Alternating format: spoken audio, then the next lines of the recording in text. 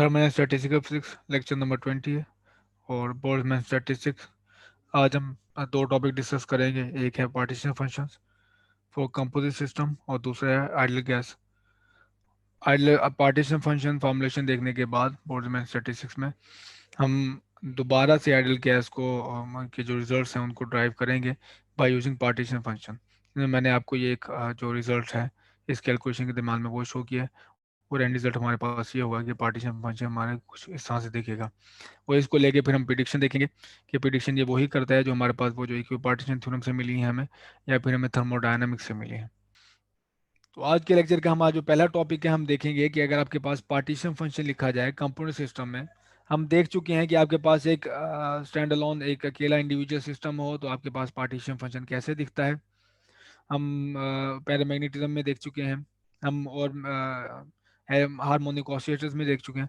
अब क्वेश्चन ये है कि अगर आपके पास एक से ज़्यादा हार्मोनिक ऑसिलेटर हो या एक से ज़्यादा आपके पास सिस्टम हो तो उसके बाद कंपोजिट जो पार्टीशन फंक्शन है वो क्या होगा। ठीक है, तो हमारे पास सिस्टम है, consider system of just two particles. हमारे पास पार्टिकल नंबर 1 और पार्टिकल नंबर 2 है।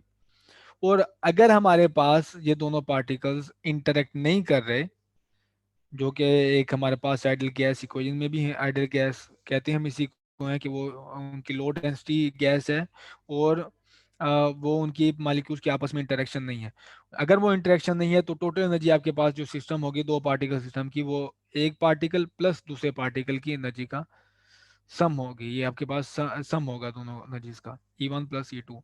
और अगर आपके पास इंटरेक्शन है तो एक टर्म और भी अपेयर होगी, और इंटरेक्शन इस केस में हमने नहीं ली, नहीं इंक्लूड की, तो हमारे पास टोटल एनर्जी होगी तो कंपाउंड सिस्टम की E1 प्लस E2 होगी। अब आपके पास जो दोनों पार्टीशन फंक्शन है पूरे सिस्टम का, वो ये आ गया total energy minus beta into E S. S हमारे पास जो स्टेट है, एस में डिनोट कर रहा हूँ पूरे सिस्टम की स्टेट से। ठीक है, तो आपके पास एक्सपोनेंट की या पावर में जो वैल्यू होती है उसकी प्रॉपर्टी है कि पावर में अगर वैल्यू सम हो रही है तो आप उसको इस तरह प्रोडक्ट में लिख सकते हैं। ठीक, तो मैंने इसको लिख लिया प्रोडक्ट में। अब एक और कंडीशन कि अगर हमारे पास जो पार्टिकल्स है डिस्टिंग्विशेबल हैं, हम किसी तरह डिस्टिंग्विश कर सकते हैं उनकी पोजीशन से, उनके ऊपर कलर कर दें, उनका नाम रख दें, जैसे मर्जी है। अगर वो पार्टिकल्स डिस्टिंग्विशेबल हैं तो हम फिर आपको जो उन स्टेट को कुछ इस तरह से लिख सकते हैं कि आप इन इन सिस्टम की टोटल स्टेट जो कि एस है उसको आप डिफाइन कर सकते हैं in terms of order pair. ठीक है, तो आप बताओगे लेट से दो स्टेट्स हैं। ठीक, और आपने कहा जी पार्टिकल 1 जो है वो फर्स्ट स्टेट में लोअर स्टेट में है और पार्टिकल 2 अपर स्टेट में, तो आपके पास एक ऑर्डर पेयर ये हो गया 1 2। ठीक है, दूसरा ऑर्डर पेयर क्या हो सकता है, एक पार्टिकल अप स्टेट में है 1 और ये लो स्टेट में है, तो आपके पास एक पेयर हो गया ये।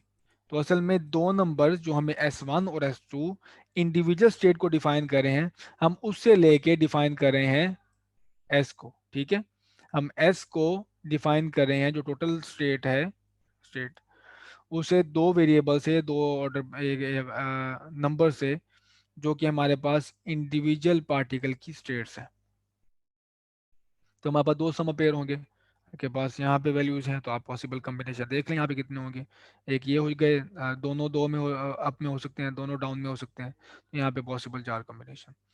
ठीक, तो ये जो अगर आप यहाँ पे ऐसे लिख सकते हैं इसे, तो मजीद जब सम है ये मान पे अप्लाई हो रहा तो आप इसको बाहर सम के साथ लिख लें, और एस जो सम है इस पे बीटा पे इस पे अप्लाई हो रहा है तो आप इस तरह लिख लें। ठीक है, अब ये क्या बन गया हमारे पास, ये अकेला स्टैंड अलोन पार्टीशन फंक्शन है जिसका नाम है Z1। पार्टिकल 1 का पार्टीशन फंक्शन है और ये हमारे पास है पार्टिकल 2 का पार्टीशन फंक्शन है। तो दो पार्टिकल सिस्टम अगर आपके पास नॉन इंटरेक्टिंग है और डिस्टिंग्विशेबल है तो हम जो उसका टोटल पार्टीशन फंक्शन है वो उसको in the form of product लिख सकते हैं।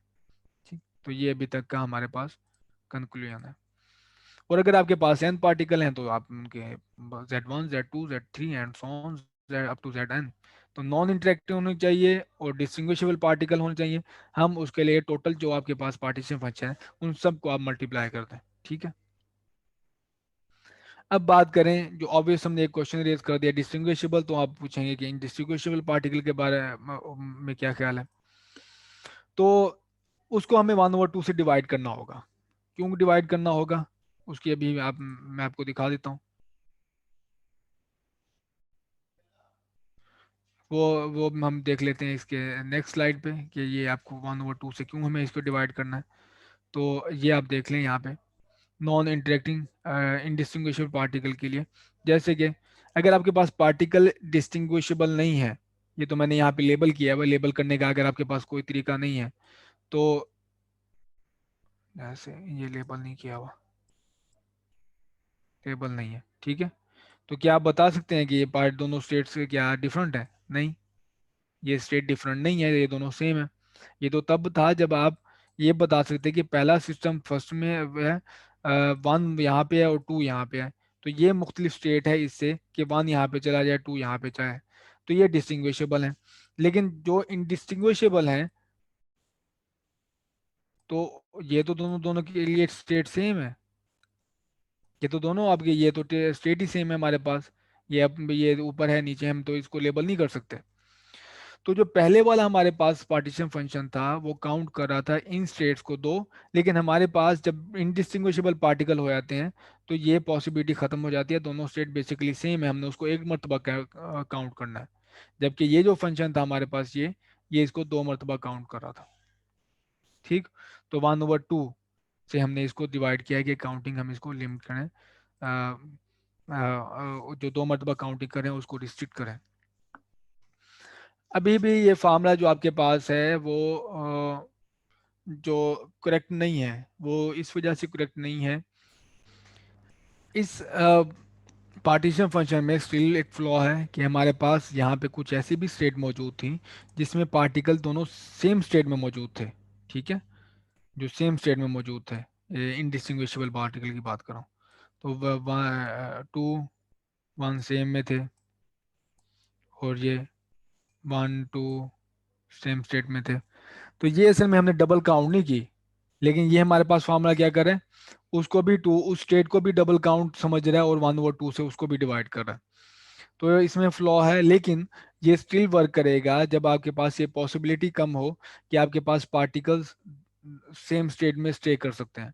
अगर आपके पास ये पॉसिबिलिटी नहीं है कि पार्टिकल सेम स्टेट में स्टे नहीं कर सकते, तो फिर ये जब इसकी पॉसिबिलिटी कम हो जाती है तो फिर आपके पास ये जो रिजल्ट है एक आपके पास सही वर्क करता है और ये करेक्ट साबित होता है, ठीक है। तो ये आपके पास अच्छी अप्रोक्सीमेशन होगी अगर आपके पास लो डेंसिटी स्टेट्स हैं, जो कि हमारे पास आयरलैंड गैस के केस में होता है। आयरलैंड गैस हम कहते ही यही है कि उसकी डेंसिटी लो है, और पार्ट जब डेंसिटी लो है तो इस वजह से पार्टिकल नॉन इंटरेक्टिंग है।